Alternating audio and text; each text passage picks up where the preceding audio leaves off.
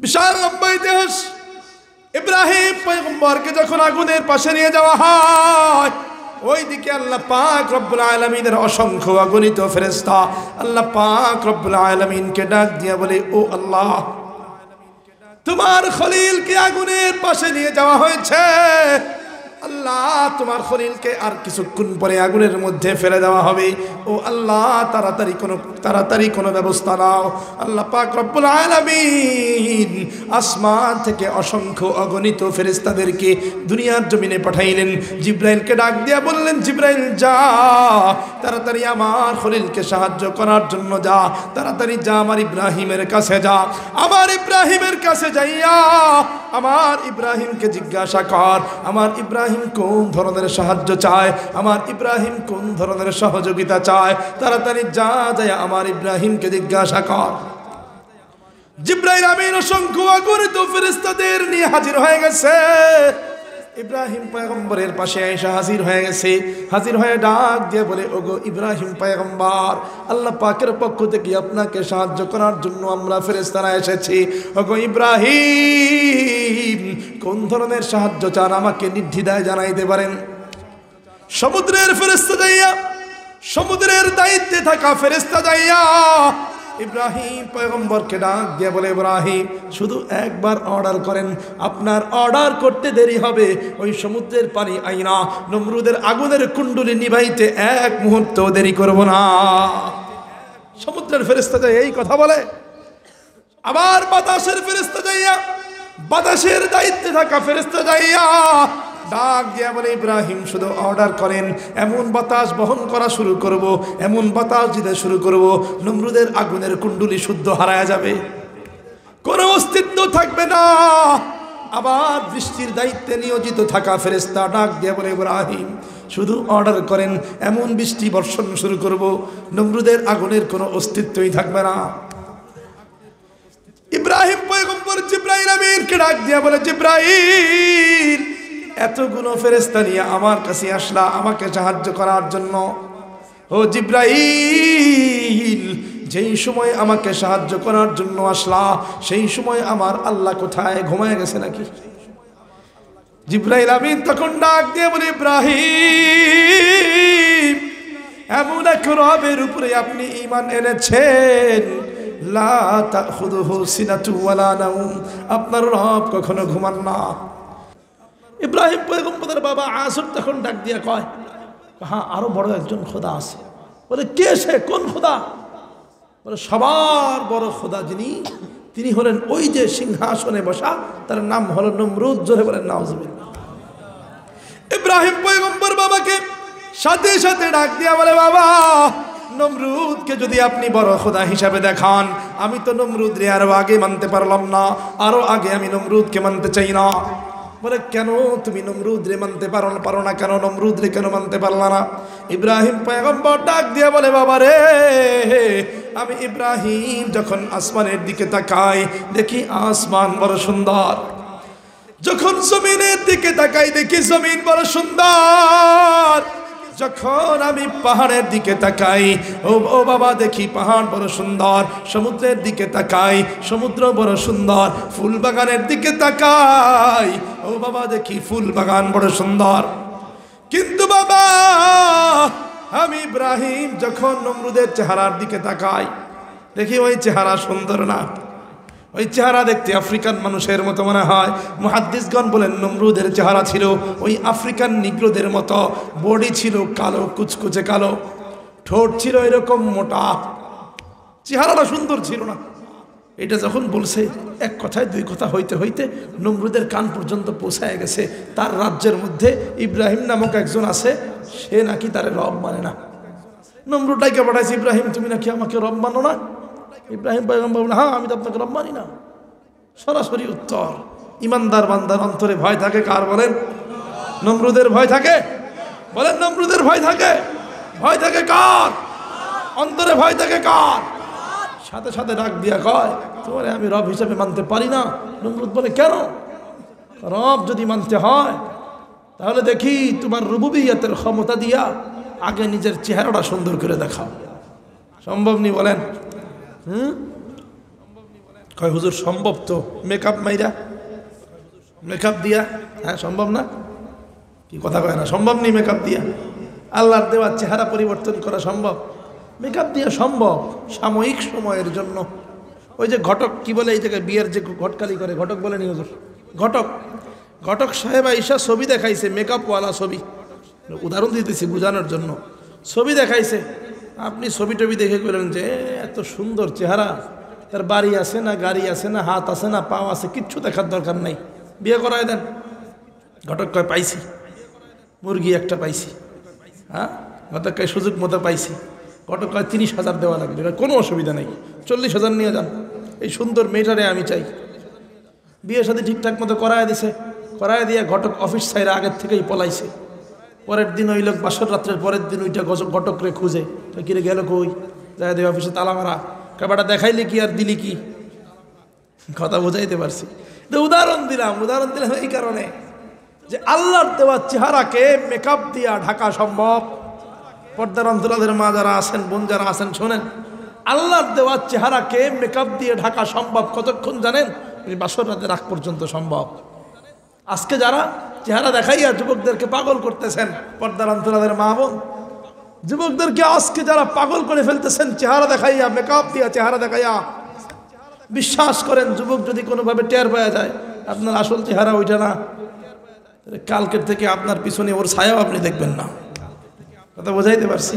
সমাজের বাস্তবতা এইটাই। দেখ ওইদিকে আমি যাইতেছি না, যেইটা বললাম, নমরুদ তখন চিন্তা করে দেখলো চেহারা তো পরিবর্তন করা সম্ভব না, মেকআপ দিয়ে সাময়িক সময়ের জন্য করা যায়, পুরো লাইফের জন্য চেহারা পরিবর্তন করা সম্ভব না। ইব্রাহিম পয়গম্বরকে ডাক দিয়ে কয়, ইব্রাহিম এই প্রশ্নবাদ আমার ইজ্জতের প্রশ্ন করবা না, আমি একজন সম্মানিত রাষ্ট্রপ্রধান, চেহারা নিয়ে খোঁটা দিবা না, অন্য কোনো প্রশ্ন থাকলে আমারে বলতে পারো, তোমার আল্লাহর কিছু পাওয়ারের কথা বলো, দেখি মিলায়, দেখি আমার সাথে মিলে কিনা।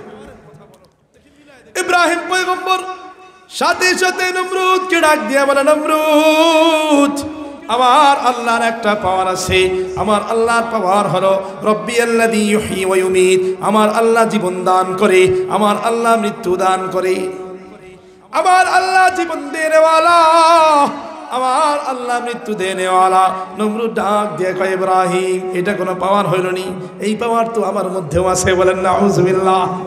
বলে তোমার মধ্যে এই পাওয়ার কেমন আছে, কিভাবে আছে আমার দেখাও, কতটুকু আছে আমার দেখাও। নমরুদ সাথে সাথে জল্লাদকে ডাক দিয়ে বলে, জল্লাদ দুইজন আসামি ধরে নিয়ে আসো। দুইজন আসামি ধরে নিয়ে আসা হয়। নমরুদ বলে, একজনকে হত্যা করে দাও, একজনকে মুক্ত করে দাও। একজনকে হত্যা করে দেওয়া হয়, একজনকে মুক্ত করে দেওয়া হয়। নমরুদ ইব্রাহিম পয়গম্বরকে ডাক দিয়ে বলে, আনা উহয়ী ওয়া উমীত, ও ইব্রাহিম তুমি বলেছিলা তোমার রবের পাওয়ার আছে জীবন দেওয়া, মৃত্যু দেওয়া, এইবার তাকায় দেখো আমি নমরুদেরও পাওয়ার আছে জীবন দেওয়া, মৃত্যু দেওয়া। বলেন নাউযুবিল্লাহ। ইব্রাহিম পয়গম্বর সাথে সাথে ডাক দিয়ে বলে, নমরুদ এটা তো রুবুবিয়তের পাওয়ার না, এটা হলো তোমার ভাওতাবাজি, আসামিদের উপরে এটা তোমার জুলুম। তোমার মতো আসামি ধইরা আইনা আমার রব যদি জুলুম করত, তোমার মতো আসামি ধইরা আইনা আমার রব যদি হত্যা করত, ও নমরুদ তাহলে শুনো, দুনিয়ার জমিনে অসংখ্য অগণিত রবের আসামি আছে, যারা রবের দেওয়া রিজিক গ্রহণ কইরা, রবের দেওয়া আলো গ্রহণ কইরা, রবের দেওয়া বাতাস গ্রহণ কইরা রবের দরবারে আসে না, রবের দরবারে আইসা সিজদা দেয় না, রবের দেওয়া খাবার খাইয়া, আল্লাহর দেওয়া খাবার খাইয়া বরঞ্চ আল্লাহর বিরুদ্ধে কথা বলে, আল্লাহর রাসূলের বিরুদ্ধে কথা বলে, আল্লাহর দ্বীনের বিরুদ্ধে কথা বলে, আল্লাহকে মানতে চায় না। আমার আল্লাহ যদি তোমার মতো আসামি ধইরা আইনা হত্যা করে দিত, জুলুম করত, তাহলে শুনে নাও দুনিয়ার জমিনে আমার আল্লাহর অসংখ্য অগণিত আসামি আছে, ওই আসামিদেরকে আমার আল্লাহ একবেলা খাবার খাইতে দিত না। বরঞ্চ আমার আল্লাহ এমন দয়ালু, এমন মেহেরবান, আমার আল্লাহ তোমার মতো জালেম না, আমার আল্লাহ জুলুম করেন না। এই কারণে দুনিয়ার জমিনে অসংখ্য অগণিত আসামি থাকা সত্ত্বেও আমার আল্লাহ কোনোদিন কারো খাবার বন্ধ করে দেন না, বরঞ্চ আসামিদেরকে আমার আল্লাহ 5 বেলা করে খাওয়ায়। আর ইমানদাররা 3 বেলা খাওয়াইলে আসামিরে 5 বেলা খাওয়ায় কেন? ইমাম আবু হানিফা রাহমাতুল্লাহি আলাইহি বলেন, আল্লাহ পাক মুমিনদেরকে কম খাওয়ান, কারণ তোমাদের খাওয়া তো পরকালে আরো আছে। আর আসামিদের কয় তোরা দুনিয়ার থেকে যা পারো খায়া যা, পরকালে কিচ্ছু নাই। কথা বুঝাইতে পারছি? ইব্রাহিম পয়গম্বর বলে আমার আল্লাহ কেমনে বাঁচায় জানো? মনে করো দুনিয়ার সব ডাক্তার সব যারা আছে, মনে করেন দুনিয়ার যত ডাক্তার আছে সব ডাক্তাররা রোগী একটারে ফিরাই দিছে। ডাক্তাররা একদম চ্যালেঞ্জ দিয়ে বলতেছে এই রোগীরে 3 দিনও বাঁচানো সম্ভব না, 24 ঘন্টার ভিতরে মারা যাবে। জোরে মানে জোরে সরে থাকলে হয়তো বা বড় জোর থাকলে 3 দিন থাকতে পারে, এরপরে আর বাঁচবে না। কথা বুঝাইতে পারছেন? আল্লাহ যদি চায় ওই রোগীরে আরো 30 বছর বাঁচাইতে পারে কিনা বলেন? আরো 30 বছর বাঁচাইতে পারে কিনা? ইব্রাহিম পয়গম্বর নমরুদকে ডাক দিয়ে বলে, নমরুদ, মৃত্যুর মুখে যেই মানুষ চইলা যায় আমার আল্লাহ যদি চায় সেই মানুষকে বাঁচাইবে, তাহলে আমার আল্লাহ সেই মানুষকে বাঁচা দিতে পারে। আবার একদম সুস্থ সবল মানুষ রাস্তা দিয়ে হাঁটে, ডাক্তার বলে কোনো রোগ নেই, এই মানুষটা পরিপূর্ণ সুস্থ। হঠাৎ করে দেখা যায় সামনের দিকে আগাইতে পারে না, ডাইরেক্ট ওই জায়গার ভিতরে 1 সেকেন্ডও লাগে না, আধা সেকেন্ডও লাগে না, ন্যানো সেকেন্ডের মধ্যে ওই মানুষটা খতম হয়ে গেছে। হয় কিনা বলেন না? ইব্রাহিম পয়গম্বর বলে আমার আল্লাহ এমনি মারে এমনি বাঁচায়, তোমার মতো জুলুম করে না।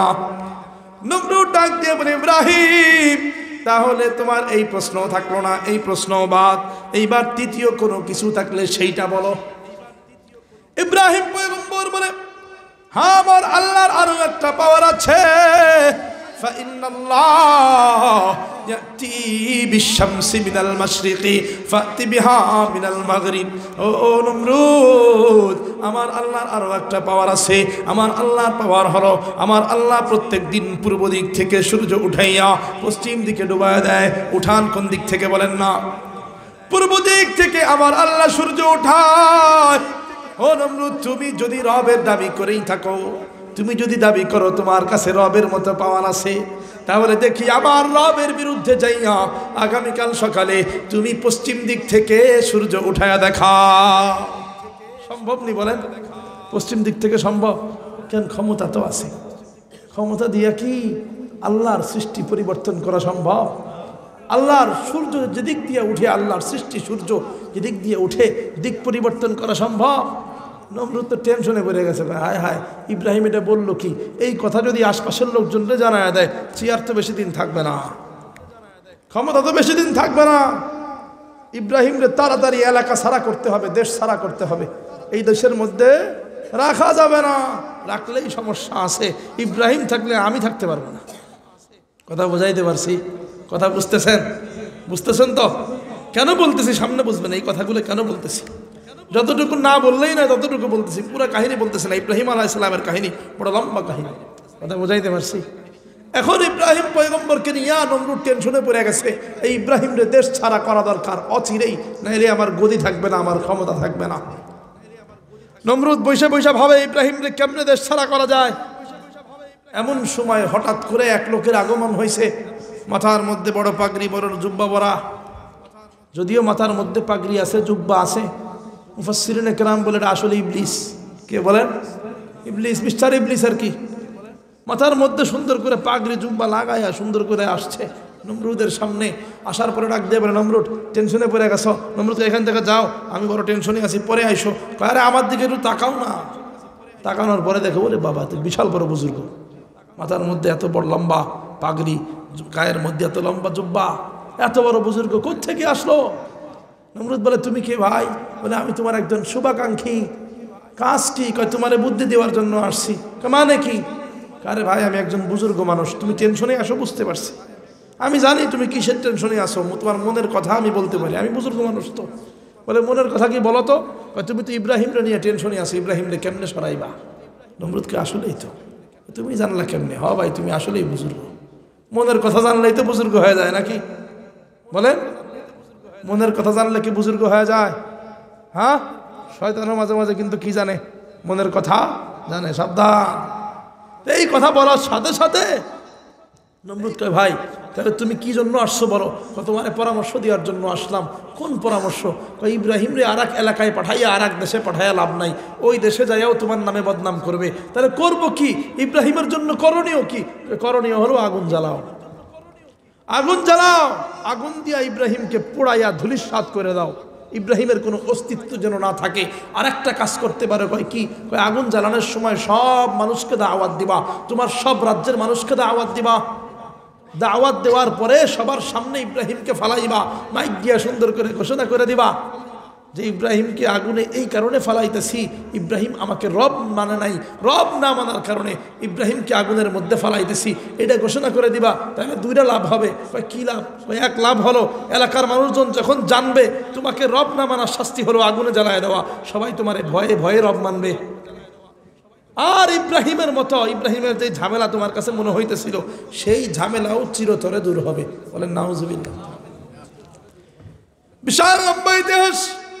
ইব্রাহিম পয়গম্বরকে যখন আগুনের পাশে নিয়ে যাওয়া হয়, ওইদিকে আল্লাহ পাক রব্বুল আলামিনের অসংখ্য অগণিত ফেরেশতা আল্লাহ পাক রব্বুল আলামিনকে ডাক দিয়া বলে, ও আল্লাহ, তোমার খলিলকে আগুনের পাশে নিয়ে যাওয়া হয়েছে।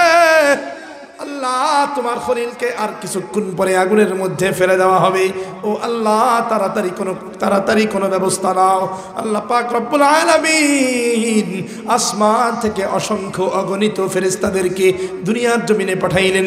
জিব্রাইলকে ডাক দিয়া বললেন, জিব্রাইল যা, তাড়াতাড়ি আমার খলিলকে সাহায্য করার জন্য যা, তাড়াতাড়ি যা, আমার ইব্রাহিমের কাছে যা।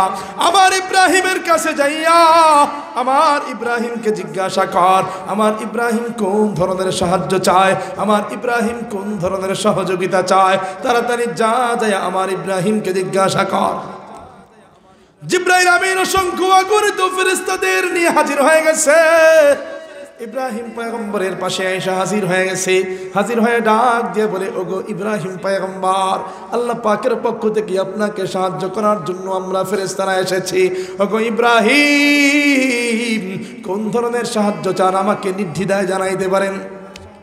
সমুদ্রের ফেরেশতা যাইয়া, সমুদ্রের দায়িত্বে থাকা ফেরেশতা যাইয়া ইব্রাহিম পয়গম্বরকে ডাক দিয়ে বলে, ইব্রাহিম শুধু একবার অর্ডার করেন, আপনার অর্ডার করতে দেরি হবে।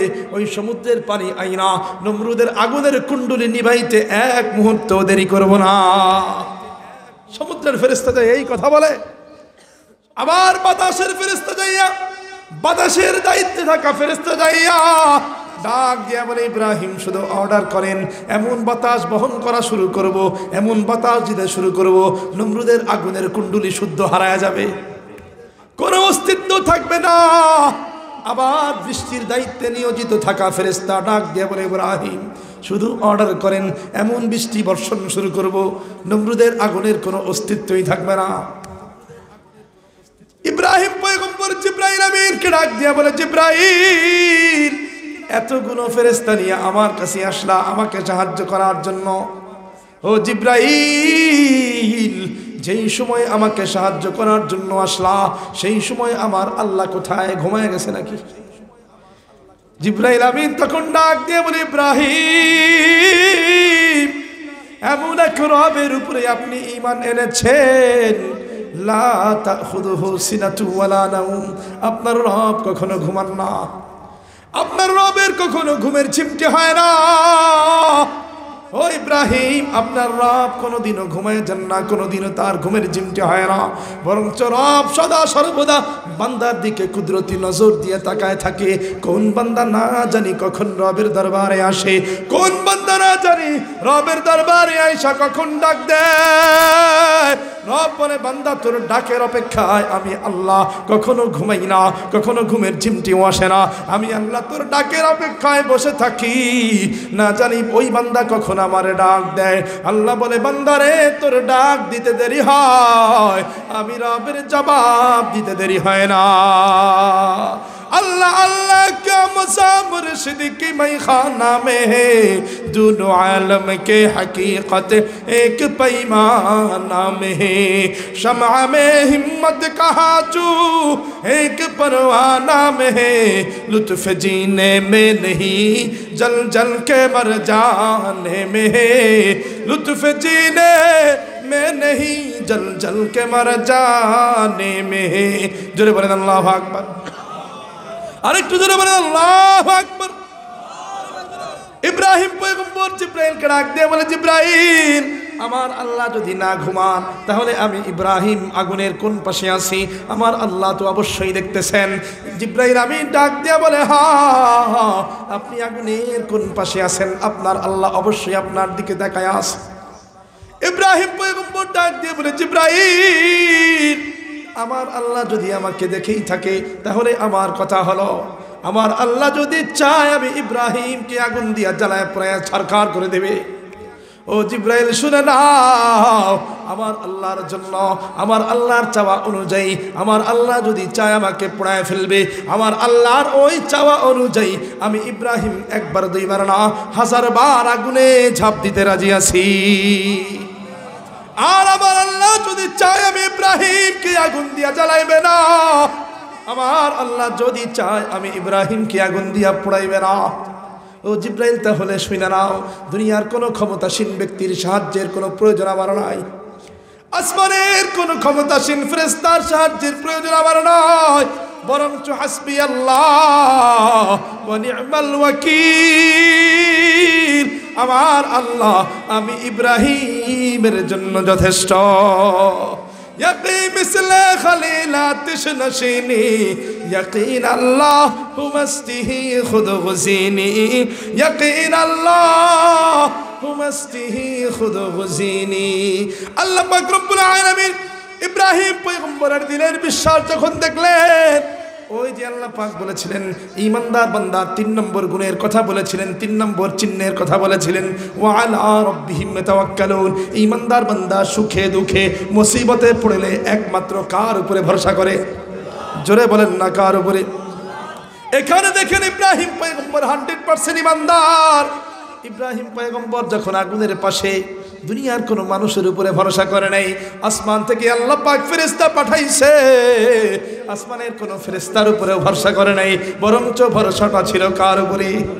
জোরে বলেন না কার উপরে?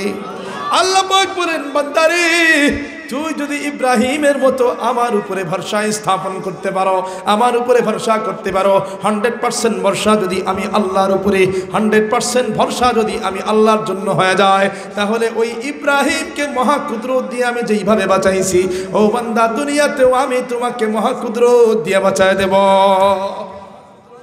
ইব্রাহিম পয়গম্বরের দিলের ভরসা যখন আল্লাহ পাক দেখলেন, আল্লাহ পাক রব্বুল আলামিন জিবরাইল আমিনকে ডাক দিয়ে বলে ও জিবরাইল চলে আয়, তোর দায়িত্ব শেষ হয়ে গেছে। জিবরাইল ডাক দিয়া বলে ও আল্লাহ আমার দায়িত্ব যে শেষ হয়ে গেছে, আল্লাহ তুমি পাঠাইলা দায়িত্ব পালন করার জন্য, দায়িত্ব তো পালনও করতে পারলাম না, দায়িত্ব তো পালনই করতে পারলাম না, তার আগে বলো দায়িত্ব শেষ হয়ে গেছে। পাঠাইলা ইব্রাহিমকে সহযোগিতা করার জন্য, আল্লাহ সহযোগিতাটাই তো করতে পারলাম না, তার আগে বলো দায়িত্ব শেষ হয়ে গেছে। আল্লাহ পাক রব্বুল আলামিন ডাক দিয়ে বলে জিবরাইল তোকে আমার খলিলকে সাহায্য করার জন্য তোদেরকে পাঠাই নাই, বরঞ্চ তোদেরকে আমি পাঠাইছি আমার খলিলের অন্তরকে পরীক্ষা করার জন্য। আমি দেখতে চেয়েছি আমার খলিলের অন্তরের মধ্যে আমি আল্লাহর ভরসা কতটুকু আছে। আল্লাহ পাক যখন দেখলেন ইব্রাহিমের অন্তরের মধ্যে 100% ভরসা আছে, ওইদিকে জিবরাইল আমিন ফেরেশতা সহ আল্লাহর দরবারে যায় হাজির। ও আল্লাহ ইব্রাহিমকে তো ফালায় দিবে, তাড়াতাড়ি ব্যবস্থা গ্রহণ করো। ইব্রাহিম পয়গম্বরকে যখন আগুনের মধ্যে ফালায় দেওয়ার সময় হয়, একদম আগুনের কাছাকাছি ইব্রাহিম পয়গম্বরকে নিয়ে যাওয়া হয়। আগুন থেকে যখন ইব্রাহিম পয়গম্বরের দূরত্ব অল্প, ওই সময় আল্লাহ পাক রব্বুল আলামিন আরশে আজিম থেকে সরাসরি আগুনকে ডাক দেয়। কাকে বলেন মানুষ? আগুন কার কথা শোনে? আপনি আমি না শুনতে পারি, আগুন কার কথা শোনে?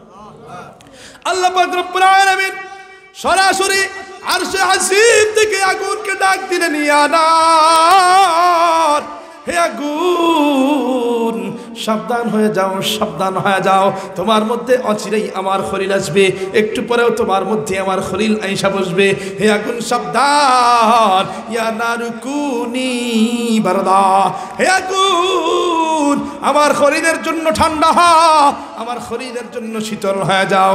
আগুনের জবান খুলে যায়, আগুন ডাক দিয়ে বলে আল্লাহ ঠান্ডা হওয়ার জন্য বলেছ, ঠান্ডা হতে হতে যদি বরফ হয়ে যায় তখনও তো তোমার খরিদের কষ্ট হয়ে যাবে, কারণ ওই আগুনের তাপে মানুষের যেমন কষ্ট হয় ওই বরফের ঠান্ডায় মানুষের তেমন কষ্ট হয়। ও আল্লাহ ঠান্ডা হওয়ার জন্য বললা, কিন্তু আল্লাহ ঠান্ডা কতটুকু হব ঠান্ডার পরিমাপ আমাদেরকে জানায় দাও নাই। আল্লাহ পাক রব্বুল আলামিন সাথে সাথে ডাক দিয়া বলে ওয়াসালাম, হে আগুন আমার ইব্রাহিমের জন্য এমন শান্তিদায়ক ঠান্ডা হয়ে যাও, তোমার মধ্যে পড়ার পরে আমার ইব্রাহিমের কাছে যেন মনে হয় দুনিয়ার কোনো বরফের টুকরার উপরে পড়ে নাই, ইব্রাহিমের কাছে যেন মনে হয় জাহান্নামের কোনো আগুনের তাপের মধ্যে পড়ে নাই, দুনিয়ার কোনো আগুনের তাপের মধ্যে পড়ে নাই, বরঞ্চ তোমার মধ্যে যখন আমার ইব্রাহিম বসবে আমার ইব্রাহিমের কাছে যেন মনে হয় জান্নাতের কোনো বাগানের মধ্যে পড়েছে। ইয়াকি মিসলে খলিলাতিশ নশিনি ইয়াকিন আল্লাহু মাস্তিহি খুদ গুজিনি ইয়াকিন আল্লাহু মাস্তিহি খুদ গুজিনি। জোরে বলেন আল্লাহু আকবার। তাহলে বলেছিলাম ঈমানদার বান্দার বিশেষ চিহ্ন কয়টা? জোরে বলেন না কয়টা? এক নম্বর অন্তরের মধ্যে কার ভয়? অন্তরের মধ্যে আল্লাহর ভয় এক নম্বর। দুই নম্বর কোরআনের তেলাওয়াত কি লাগা? জোরে বলেন না কোরআনের তেলাওয়াত ভালো লাগা। আর তিন নম্বর হলো আলা রাব্বিহিম ইয়াতাওয়াক্কালুন, ঈমানদারের অন্তরের মধ্যে সদা সর্বদা কার উপরে ভরসা থাকে? জোরে বলেন, আরো জোরে বলেন কার উপরে? ইব্রাহিম পয়গম্বরের ভরসা ছিল কার উপরে? ওই মুসিবতের মুহূর্তে যখন আগুনের পাশে বসা তখনও ভরসা ছিল কার উপরে?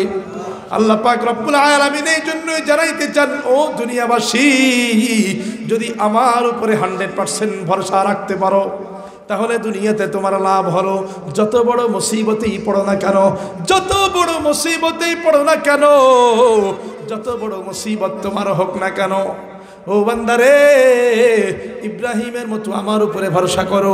যত বড় মুসিবতে পড়বা আমি আল্লাহ ইব্রাহিমের মতো মহাক্ষুদ্র দিয়ে তোমাকে বাঁচাবো। এইটা হলো দুনিয়ার পুরস্কার, দুনিয়ার পুরস্কার। আর পরকালেরও পুরস্কার আছে। আল্লাহ পাক বলেন ঈমানদার ঈমানওয়ালা হইয়া যখন তুমি কবরে যাও, মানুষের চোখ যখন বন্ধ হয়ে যায়, চোখ বন্ধ হওয়ার সাথে সাথে সর্বপ্রথম যে স্থানে মানুষের যাইতে হয় তার নাম কি? জোরে বলেন নাকি? কবর। এই কবরে ওসমান রাদিয়াল্লাহু তাআলা আনহু থেকে হাদিস বর্ণিত, তিনি বলেন এই কবরটাই হতে পারে জান্নাতের একটা টুকরা অথবা কবরটাই হতে পারে জাহান্নামের একটা গর্ত। কথা বুঝাইতে পারছি? কবরটা জান্নাতের টুকরা, কবরটা জাহান্নামের গর্ত হতে পারে। কারণ মানুষ যখন কবরে চলে যায়, মুফাসসিরিনে কেরাম বলে যদি পাওয়ারফুল ঈমানদার বান্দা হইয়া কবরে যান, যার ঈমান 100%, ওই যে বলেছিলাম তিনটা চিহ্ন যার 100% আছে, 100% আছে, ওই বান্দা যখন এই কবরের মধ্যে যায়, কবরে যাওয়ার পরে প্রত্যেকজন বান্দাকে কয়টা প্রশ্ন করা হয় বলেন? বলেন না কয়টা? 3টা প্রশ্ন করা হয়। প্রথম প্রশ্ন করা হয় মান রব্বুকা, তোমার রবকে। কি প্রশ্ন? ঈমানদারকেও করা হয় এই প্রশ্ন, বেঈমানকেও করা হয় এই প্রশ্ন। মান রব্বুকা, তোমার রবকে? জুলফিকার আহমদ নকশবন্দি দামাত বরকাতুহুম বলেন, যখন প্রশ্ন করা হয় তোমার রবকে, ওই প্রশ্ন যাকে করা হয় সেই বান্দা যদি পাওয়ারফুল ঈমানদার বান্দা হয়, অর্থাৎ যার 3টা চিহ্ন 100%, ওই বান্দা যদি এইরকম পাওয়ারফুল ঈমানদার হয়, বান্দা ফেরেশতারা জিগায়, ও ফেরেশতা কোত্থেকে আসলা? কয় অনেক উপর থেকে আসছি, আসমান থেকে এসেছি। বলে আসমান জমিনের দূরত্ব কত কিলোমিটার? বলে হাজার হাজার কিলোমিটার। বলে এত লম্বা সফর করে আসলে তো মানুষ ক্লান্ত হয়ে যায়। লম্বা সফর করে যে আসে সে ক্লান্ত হয়ে যায়। অনেক সময় একটা জিগাইলে আর একটা কয়, হয় না এরকম? বিশাল লম্বা সফর করে গেছেন, দেখা যায় মস্তিষ্ক কাজ করে না, ঘুম নাই খাওয়া নাই, মস্তিষ্ক কাজ করে না। একটা প্রশ্ন করলে আর একটা বলে।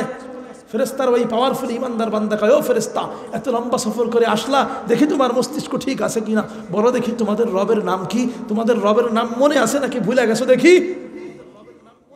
ঈমানদার বান্দা তখন এই প্রশ্ন করার পর ফেরেশতারা কয়, না না, আমরা তো ফেরেশতা, আমরা রবের নাম ভুলে যাই না, আমাদের রবের নাম হলো রব্বি আল্লাহ, আমাদের রব হলেন আল্লাহ।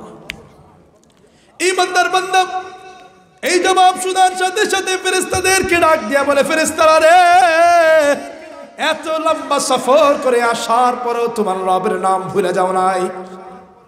ও ফেরেশতারা রে, আমি তো তোমাদের মতো কোনো লম্বা সফর করে আসি নাই।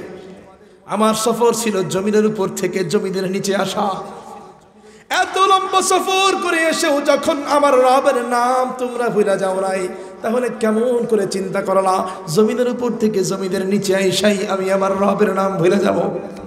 বরঞ্চ শুনে না, আমি আমার রবের নাম ভুলে যাই নাই, বরঞ্চ আমার রবের নাম শুনো। হুয়ার রহমানুর রহিমুল মালিকুল কুদ্দুসুস সালাম আল মুমিনুল মুহাইমিনুল আজিজুল জব্বারুল মুতাকাব্বির আল খালিকুল বারিকুল মুসাউবিরুল গফফারুল কাহ্হার। এইভাবে বলতে বলতে বান্দা আল্লাহর 99টা নাম জানায় দিবে। ফেরেশতারা আবার প্রশ্ন করবে, মা দিনুকা, ও বান্দারে তোমার দিন কি? সাথে সাথে বান্দা জবাব দিবে, ও ফেরেশতা প্রথম প্রশ্নের জবাব দিয়ে ফেললাম, আবার কিসের প্রশ্ন? বলে আল্লাহর পক্ষ থেকে আমরা দায়িত্ব নিয়োজিত ফেরেশতা, দায়িত্বে থাকা ফেরেশতা, আমাদের কাজ হলো প্রশ্ন করা। প্রশ্ন করলাম, জবাব দাও। বান্দা বলবে, দিনের কথা আমি ভুলা যাই নাই, আল্লাহর কথা যেহেতু বলতে পেরেছি, আমার দিন হলো দ্বীনুল ইসলাম। আবার প্রশ্ন করা হবে, তৃতীয় প্রশ্ন করা হবে। তৃতীয় প্রশ্ন করার সময় এইভাবে একটা চেহারা প্রদর্শন করা হবে, বান্দাকে একটা চেহারা দেখানো হবে। দেখানোর পর বান্দাকে জিজ্ঞাসা করা হবে, বান্দা ইনাকে তোমাদের মাঝে পাঠানো হয়েছিল নবী বানাইয়া, চেনুনি? চেহারাটা পরিচিত নি? জুলফিকার আহমদ নকশবন্দি দামাত বারাকাতুহুম তার কিতাবের মধ্যে লেখেন, বান্দা যদি পাওয়ারফুল ইমানদার হয়, বান্দা যদি সুন্নতওয়ালা ইমানদার হয়, নবীর অনুসারী ইমানদার হয়, নবীর অনুসরণকারী ইমানদার হয়, বান্দা তখন ফেরেশতাদেরকে ডাক দিয়া বলবে, ফেরেশতারা রে, কারে কি প্রশ্ন করতেছ? প্রশ্ন করার আগে আমার চেহারার দিকে তাকায় দেখো। ফেরেশতারা ডাক দিয়ে বলে, চেহারার দিকে কি দেখবো? বলে আমার চেহারার দিকে তাকাও, যারে দেখাইয়া প্রশ্ন করতেছ তার সুন্নতগুলো আমার চেহারার মধ্যে বিদ্যমান আছে। তাকায় দেখবোটা, তার সুন্নতগুলো আমার চেহারার মধ্যে আছে। কারে কি প্রশ্ন করো? যাকে তুমি দেখাইতেছ তার সুন্নতের অনুসরণ আমার চেহারার মধ্যে আছে। ও ফেরেশতারা সাবধান, প্রশ্ন করার আগে আমার দিকে একটু তাকায় দেখবা, তারপরে প্রশ্ন করবা। ফেরেশতারা বলবে, জবাব দাও। জবাব কি হবে? ইনি কে? তার জবাবটা চাই। তখন বলবে, ইনি হলেন দু জাহানের সরদার জনাবে মুহাম্মদুর রাসূলুল্লাহ সাল্লাল্লাহু আলাইহি ওয়াসাল্লাম। তিনটা প্রশ্নের জবাব যখন বান্দা পাইরা যাবে, আল্লাহ পাক রব্বুল আলামিনের পক্ষ থেকে ঘোষণা হয়ে যাবে, ও ফেরেশতারা কই? এই বান্দার কবরকে স্বাভাবিক রাখা যাবে না, এই বান্দার কবর স্বাভাবিক অবস্থায় থাকবে না। বান্দা বড় নেককার বান্দা, বান্দার কবরকে স্বাভাবিক অবস্থায় রাখবা না। আফরিশুহু মিনাল জান্নাহ, ও ফেরেশতারা রে, বান্দার কবরটা স্বাভাবিক রাখো না, বরঞ্চ জান্নাত থেকে বিছানা নিয়া বান্দার কবরের মধ্যে জান্নাতের বিছানা বিছায়া দাও।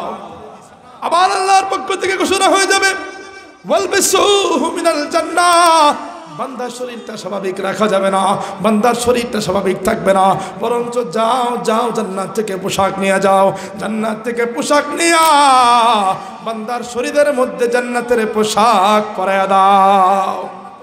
আবার ঘোষণা হয়ে যাবে, ওয়াফতাহু লাহু বাবান ইলাল জান্নাহ, বান্দা বড় নেককার বান্দা, বান্দার কবর থেকে নিয়ে জান্নাত পর্যন্ত দরজা খুলে দাও। বান্দার কবর থেকে নিয়ে জান্নাত পর্যন্ত দরজা খুলে দেওয়া হবে। ওই পাওয়ারফুল ইমানদার বান্দা তখন আল্লাহ পাক রব্বুল আলামিনকে ডাক দিয়া বলবে, ও আল্লাহ, আল্লাহ পাক রব্বুল আলামিনকে সাথে সাথে বান্দা ডাক দিয়ে বলবে, আল্লাহ, আমি যে এত শান্তিতে আছি রে মালিক, আমি যে এত শান্তিতে আছি, এত শান্তিতে আছি, আমার এই শান্তির কথা দুনিয়ার মানুষদেরকে জানাইতে চাই। দুনিয়াতে আমার বাবা জীবিত, আমার বাবাকে জানাইতে চাই। দুনিয়াতে আমার মা জীবিত, আমার মাকে জানাইতে চাই। আল্লাহ পাক রব্বুল আলামিন সাথে সাথে ডাক দিয়া বলবে, বান্দারে, না না, মাকে জানানোর দরকার নাই, বাবাকে জানানোর দরকার নাই, ওই দুনিয়ার মানুষদেরকে জানানোর দরকার নাই, বরঞ্চ বান্দা তুমি ঘুমায়া যাও, ঘুমায়া যাও। বান্দা ডাক দিয়ে বলবে, আল্লাহ, এইভাবে আরামের ঘুম কতদিন পর্যন্ত ঘুমাবো? আল্লাহ পাক রব্বুল আলামিন ডাক দিয়ে বলবে বান্দা অনন্তকালের জন্য ঘুমা, অনন্তকালের জন্য ঘুমায়া যা। ও বান্দা তোকে যখন আমি রবের পরে প্রয়োজন হবে, আমি আল্লাহ যখন তোকে প্রয়োজন হবে, আমি আল্লাহ কুদরতি কণ্ঠে তোরে ডাক দিয়া উঠায় নেব। জোরে বলেন আল্লাহু আকবার, আরেকটু জোরে বলেন আল্লাহু আকবার। এই বান্দার মতো গুনাহগার বান্দাকেও যখন কবরে নেওয়া হবে, গুনাহগার বান্দাকেও যখন কবরে ডাক দেওয়া হবে, কবরে নেওয়ার পরে গুনাহগার বান্দার 3টা প্রশ্ন হবে কিনা বলেন না? গুনাহগার বান্দার 3টা প্রশ্ন করা হবে কিনা বলেন? নেককার বান্দার মতো গুনাহগার বান্দা কবরে যাওয়ার পরেও কয় প্রশ্ন করা হবে জোরে বলেন? 3টা প্রশ্ন করা হবে। প্রথম প্রশ্ন কি বলেন না? প্রথম প্রশ্ন কি? মান রব্বুকা, তোমার রব কে? গুনাহগার বান্দা প্রথম প্রশ্ন শোনার সাথে সাথেই মুসিবতের মধ্যে পড়ে যাবে। প্রথম প্রশ্ন করার সাথে সাথেই মুসিবতের মধ্যে পড়বে। কি মুসিবত? প্রথম প্রশ্ন করছে, গুনাহগার বান্দা মুসিবতে পড়ে গেছে। কয় হায় হায়, আমি তো কোনোদিন রবের পরিচয় পাই নাই। রবের পরিচয় নেওয়ার জন্য ওই যে বলেছিলাম বরুণার হুজুরের কাছে যাই নাই, রবের পরিচয় নেওয়ার জন্য মাদ্রাসায় যাই নাই, মসজিদে যাই নাই, আলেম ওলামার কাছে যাই নাই, রবের পরিচয় দেওয়ার জন্য দাওয়াত তাবলীগের মধ্যে যাই নাই, উজানি চরমনের দরবারে যাই নাই, রবের পরিচয় নেওয়ার জন্য কোনো আলেম ওলামার শরণাপন্ন হই নাই। বরঞ্চ তাবলীগের মানুষগুলো যখন আসতো রবের পরিচয় দেওয়ার জন্য, আমি তাদেরকে দেখলেই পালায়া যাইতাম, আমি তাদের পাশে দাঁড়াইতাম না। মসজিদ থেকে মুয়াজ্জিন সাহেব যখন 5 বার রবের পরিচয় নেওয়ার জন্য ডাক দিত, আমি তখন থাকতাম না। বান্দার সাথে সাথে ফেরেশতাদেরকে আর কোনো জবাব দিতে পারবে না। ফেরেশতা জিজ্ঞাসা করবে মান রব্বুকা, তোমার রবের পরিচয় দাও, তোমার রব কি? বান্দা কয় দুনিয়ার জমিনে রবের পরিচয় নেওয়ার জন্য ওই যে মাহফিলের আয়োজন করেছিল, মাদ্রাসাওয়ালারা মাহফিলের আয়োজন করেছে, রবের পরিচয় নেওয়ার জন্য মাহফিলের ময়দানে আসি নাই। 5 বেলা ডেইলি 5 বার সকাল থেকে নিয়ে রাত পর্যন্ত 5 বার মসজিদের মিনার থেকে মুয়াজ্জিন সাহেব ডাক দিয়েছে, আল্লাহ সব চাইতে বড়, ও বান্দা আয় আয় আল্লাহর পরিচয় নিয়ে যা। ও বান্দা আল্লাহ সব চাইতে বড়, আয় আয় আল্লাহর দরবারে আয়, আল্লাহর পরিচয় নিয়ে যা। ফজরের সময় ডাক দিয়ে বলেছে বান্দা আসো আসো মসজিদের মধ্যে আসো। ও বান্দা তোমার ঘুমের চাইতে আল্লাহর ইবাদত বড়, আল্লাহর নামাজ বড়। ও বান্দা আয় আয় মসজিদে আয়, আল্লাহর পরিচয় নেওয়ার জন্য আয়। বান্দা ফজরের সময় আসে নাই, জোহরের সময় আবার ডাক দিয়েছে, রবের পরিচয় নেওয়ার জন্য আয়। জোহরের সময় বান্দা আসে নাই, আসরের সময় ডাক দিয়েছে, রবের পরিচয় নেওয়ার জন্য আয়। রবের পরিচয় নেওয়ার জন্য বান্দা আসে নাই। মাগরিবের সময় ডেকেছে, রবের পরিচয় নেওয়ার জন্য বান্দা আসে নাই। বান্দা তখন কোনো জবাব দিতে পারবে না। বান্দা একটাই জবাব দিবে, হ্যাঁ হা লা আদরি, না না আমার কাছে কোনো পরিচয় জানা নাই, এই প্রশ্নের উত্তর আমার কাছে জানা নাই। বান্দা প্রথম প্রশ্নের জবাব দিতে পারবে না। ফেরেশতারা আবার দ্বিতীয় প্রশ্ন করবে, মা দিনুকা, ও বান্দারে তোমার দিন কি, তোমার দিন কি? বান্দা বলবে দুনিয়ার জমিনে থাকতে আমার ধর্ম মতো আমি চলি নাই, আমার ইসলামের বিধান মতো আমি চলতে পারি নাই, চলেছি ইহুদি খ্রিস্টানদের মতো, চলেছি আমেরিকানদের মতো, চলেছি ইউরোপিয়ানদের মতো। কিভাবে আমি আমার দিনকে চিনব? ও পর্দার অন্তরালের মা, ও পর্দার অন্তরালের বোন, ভালো করে কান লাগায় শোনেন। ওই বোন সেই দিন যায় বলবে চলেছি দুনিয়ার অমুক নায়িকার মতো, চলেছি ইহুদি খ্রিস্টানদের মতো। আমেরিকান ওয়ালারা, আমেরিকান ওই নায়িকারা কত স্টাইল দেখাইছিল, তাদের স্টাইলের জামা পরেছি। আমার দিন ধর্মের কথা মানি নাই, আমার ইসলাম তো পর্দার বিধান দিয়েছিল, মানি নাই। তখন ওই একই জবাব দিবে, হা হা লা আদরি, হাই হাই কোনো প্রশ্নের উত্তর তো আমার জানা নাই। আবার 3 নম্বর প্রশ্ন করা হবে। 3 নম্বর প্রশ্ন করার সময়, 3 নম্বর প্রশ্ন করার সময় ওই যে বলেছিলাম একটা চেহারা দেখানো হয়, নবী মুহাম্মদুর রাসূলুল্লাহ সাল্লাল্লাহু আলাইহি ওয়াসাল্লামের চেহারা মোবারক দেখানো হবে। দেখানোর পর প্রশ্ন করা হবে, ইনাকে চেনো কিনা? তোমাদের মাঝে ইনি এসেছিল, ইনাকে চেনো কিনা? তোমাদের মাঝে পাঠানো হয়েছিল, ইনাকে চেনো কিনা? তোমাদের মাঝে নবী বানাইয়া প্রেরণ করা হয়েছিল। ওই বান্দা দেখবে না না চেনা যায় না, চেনা যায় না। তার অনুসরণ আমার মধ্যে ছিল না, এই জন্য বান্দা সেই দিন চিনতে পারবে না। বান্দা সেই দিন ওই পয়গম্বরদের চেহারা তার কাছে অপরিচিত মনে হবে। সাথে সাথে বান্দা ওই একই জবাব দিবে, হা হালা আদরি, না এই চেহারাটা চিনতে পারলাম না, এই চেহারা চিনতে পারলাম না। বান্দা যখন তিনটা প্রশ্নের জবাব দিবে, তিনটা প্রশ্নের জবাব যখন দিতে পারবে না, আসমান থেকে ঘোষণা হয়ে যাবে, আফরিসুহু মিনান নার, বান্দা বড় গুনাহগার বান্দা। বান্দার কবরটা স্বাভাবিক রাখা যাবে না, বরঞ্চ বান্দার কবরের মধ্যে জাহান্নামের আগুনের বিছানা বিছাও। বান্দার কবরের মধ্যে জাহান্নামের আগুনের বিছানা বিছায়া দেওয়া হবে। আল্লাহর পক্ষ থেকে আবার ঘোষণা হয়ে যাবে, ওয়ালবিসুহু মিনান নার, বান্দা বড় গুনাহগার বান্দা। বান্দার শরীরের পোশাক রাখা যাবে না, বান্দার শরীরের দুনিয়ার কোনো পোশাক রাখা যাবে না, বান্দার শরীরটা খালি রাখা যাবে না, বরঞ্চ ফেরেশতারা যাও জাহান্নাম থেকে আগুনের পোশাক আইনা ওই বান্দার শরীরের মধ্যে জাহান্নামের আগুনের পোশাক পরাও। আবার ঘোষণা হয়ে যাবে, ওয়াফতাহু লাহু বাবান ইলান নার, বান্দার কবর থেকে নিয়ে জাহান্নাম পর্যন্ত দরজা খুলে দাও।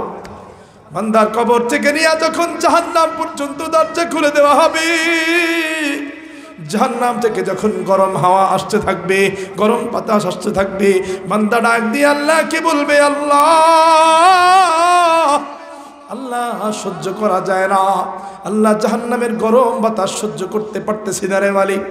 ও আল্লাহ, জাহান্নামের গরম বাতাসটা বন্ধ করে দাও। ও আল্লাহ, জাহান্নামের গরম হাওয়া বন্ধ করার ব্যবস্থা করে দাও। আল্লাহ পাক রব্বুল আলামিন ডাক দিয়ে বলবে, না না, জাহান্নামের গরম বাতাস বন্ধ করা সম্ভব না। বান্দা আমার আল্লাহকে ডাক দিবে, আল্লাহ, যদি জাহান্নামের গরম বাতাস বন্ধ করা সম্ভব না হয়, ও আল্লাহ, তাহলে তুমি আবার আমারে দুনিয়ার জমিনে যাওয়ার একটু সামর্থ্য দিয়ে দাও, আবার আমারে দুনিয়ার জমিনে পাঠায় দাও। আল্লাহ, এইবার যদি দুনিয়ার জমিনে যাইতে পারি, আল্লাহ তোমার ইবাদত কখনো ছেড়ে দিব না, আল্লাহ তোমার সিজদার মধ্যে পড়ে থাকবো। আল্লাহ পাক ডাক দিয়ে বলবে, না না, দুনিয়ার জমিনের আর পাঠানো সম্ভব না, ইবাদতের দরজা বান্দা বন্ধ করে দেওয়া হয়েছে, আর ইবাদত করা সম্ভব না। বান্দা আবার আল্লাহকে ডাক দিবে, আল্লাহ,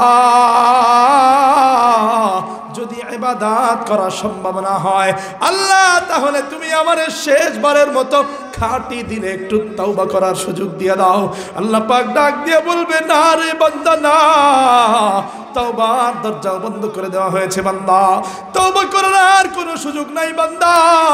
বরঞ্চ দুনিয়াতে তোরে বার ডেকে ডেকে বলেছিলাম, দুনিয়াতে তোরে বার ডেকে ডেকে বলেছি, তুবু ইলাল্লাহ তাওবাতান নাসুহা, ও বান্দা, খাঁটি দিলে তওবা কর।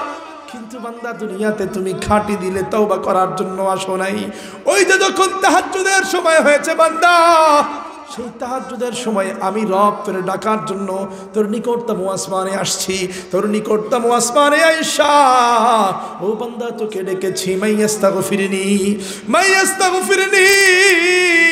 কোন বান্দা আছো গুনাহগার, জঘন্যতম অপরাধ করেছো, জঘন্য গুনাহ করেছ, এমন গুনাহ করেছো, গুনাহ করে মনে মনে আবার চিন্তা করেছো, আমার গুনার কথা যদি কেউ জানতে পারে আমারে চেয়ারে বসবার দিত না, আমার গুনার কথা যদি কেউ জানতে পারত আমারে সমাজে চলবার দিত না, আমার গুনার কথা যদি কেউ জানতে পারতো আমারে সমাজের